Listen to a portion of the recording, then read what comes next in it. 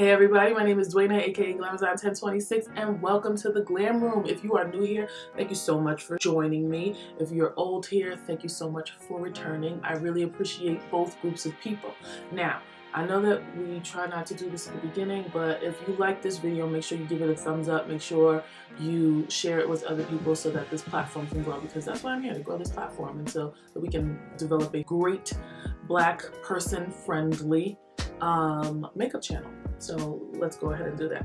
Today we have a special treat. Every treat is special when it comes to me. I'm going to be reviewing the ABH Norvina palette.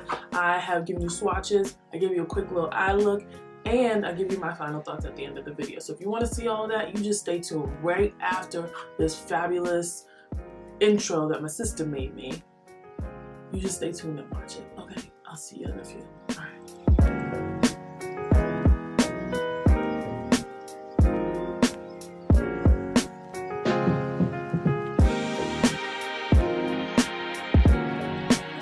Off with my little bootleg swatches. You guys know that's how I do this. We're gonna jump right into it. Look at this pretty purple packaging.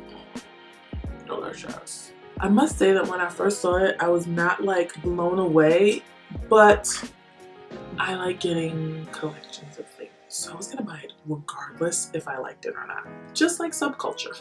It is the same 14-pan palette like they usually do. Has the same velvet thing on the outside, feels nice, gets dirty. You know how I feel about dirty things, but you know, it looks good. And these are like cool toned purples and stuff like that, and colors, and I think it's going to be, I'm really excited to do a look with this. How about that? Let's just say that I'm excited to do a look up with this. I said we was jumping right into it, right? So let's jump right into it. We're gonna do some swatches. There are 7 mattes and 7 shimmer glitter things. So I'm going to pick the ones that like call out to me a little bit more, and then I am going to swatch them on my arm. I'm not really worried about ABH's pigment payoff, but I think, you know, people could stand to see swatches on a brown body. All right, so here we go. This is Passion, Eccentric, Soul, and Love. Okay. These are some shimmers. We have Drama, Dazzling, Rose Gold, and Dreamer. So I am liking what I'm seeing as far as pigmentation in these. Let's see how we can get these to look on our actual eyeball. So my eyes are already prepped and primed with the ColourPop No Filter Concealer, and then with the Beauty Bakery Yellow Flower Setting Powder on top. I do not think that I have to put a lighter concealer on for this pigment to show up, because they are pretty deep, and I think I'll be all right. Anyway, let's get started. Let's see what Norvina has for us. I'm first going to take this shade Eccentric, going to sweep that all over the lid. Well, all over the top of the lid. We're going to use this as a transition shade.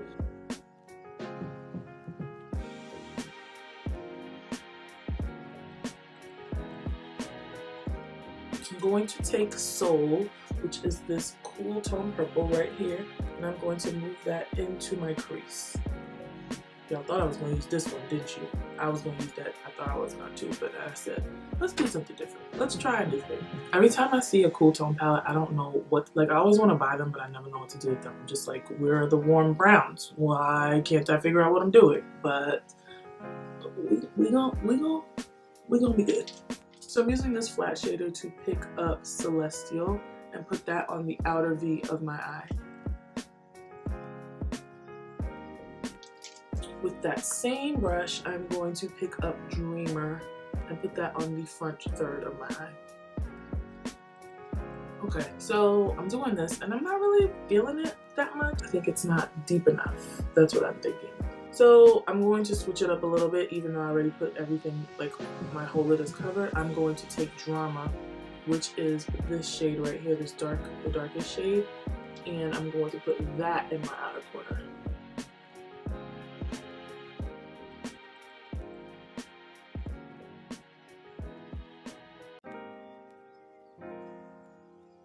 Now I'm going to take Celestial and put it in the center of my lid. Now I'm going to go back in with Dreamer and put that on the front third of my lid. For under my eyelid, I'm going in with Soul and Eccentric.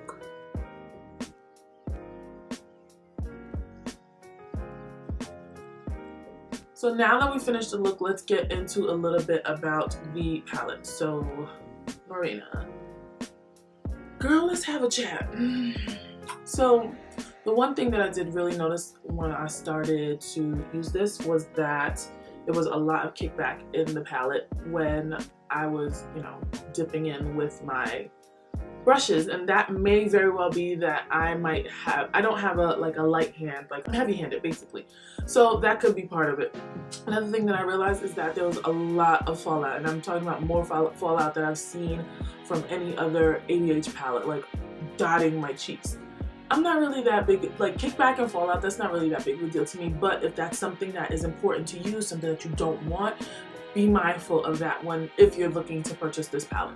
Now, the shades, nothing's wrong with the shades. I feel like there's something to be desired in this palette. Like, I feel like I need a deeper, like a darker matte color. Like, she could have taken out one of these lighter things and put like another deep shade to like ground the collection. Like, I wish there was a dark purple in here. That would seal the deal for me. That's what I'm missing, a dark purple matte. That being said, it is a decent palette. Do I think that you need to go out and spend $42 on this palette? No. I think your money would be better suited buying the Modern Renaissance or the Soft Glam. I think those are two of the best palettes that Anastasia has come out with because they are so versatile, and you know, people from makeup enthusiasts who do crazy looks to people who are just starting out to people who freelance, I feel like they can get a lot of bang for their buck with those two palettes. You can buy the Norvina if you just have $42 to blow and you just want to, like, if you're like me and you just want to collect things that are in the collection. If you want the whole set, then yes, go buy it.